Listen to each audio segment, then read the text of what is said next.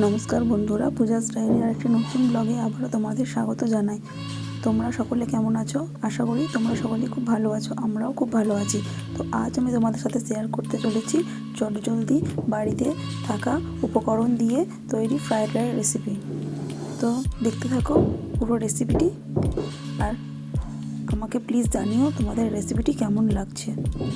তো চলো দেখো, এখানে আমি সবজিগুলো কেটে নিয়েছি। গাজর আর বিনস কাটা হয়েছে। এখানে রাইসটা আমি চাপিয়ে দিয়েছি। তো রাইস আমার হয়ে গেছে। দেখো এখানে ঝরঝরে কত সুন্দর রাইসটা হয়েছে। এটা কিন্তু ইন্ডিয়া গেট রাইস দিয়েই করেছি। তো এখানে আরেকটি কড়াইয়ের মধ্যে আমি তেল গরম করে নিয়েছি আর গরম মশলা দিয়ে দিয়েছি। এরপর ড্রাই ফ্রুটসগুলো ভেজে নিচ্ছি। কাজু আর কিশমিশগুলো আমি হালকা করে ভেজে নিচ্ছি।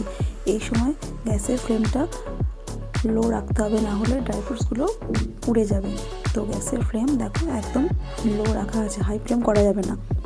এরপর ধীরে ধীরে আমার কেটে রাখা সমস্ত সবজিগুলো এর সাথে দিয়ে দেব।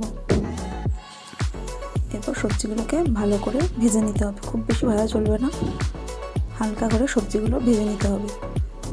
অন্যদিকে আমার ভাতের ফ্যান ঝরানো হয়ে গেছে, ভাত ঝরঝরে হয়ে গেছে। এরপর ভাতের সাথে আমি নুন আর চিনি মিশিয়ে নিচ্ছি। আমরা এইভাবেই বানাই, তোমরা কীভাবে বানাও আমাকে জানিও। তো নুন আর স্বাদ মতো চিনি দিয়ে দিয়েছি। তোমরা যে যেমন মিষ্টি খাও তারা তেমনভাবেই মিষ্টিটা দিও।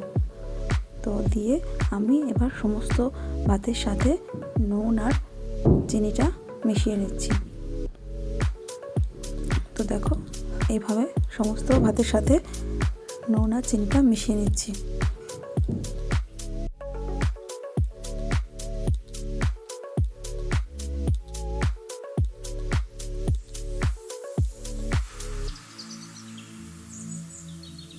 এদিকে আমার সবজিগুলো প্রায় ভাজা হয়ে গেছে।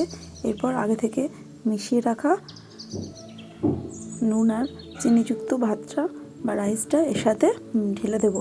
এবার একটু একটু করে সবজির সাথে রাইসটা মেশাতে থাকবো, যাতে ঘেটে না যায় বা একসাথে একটা লেগে না যায়। তো দেখো কত সুন্দর ঝরঝরে রাইসটা হয়েছে দেখো।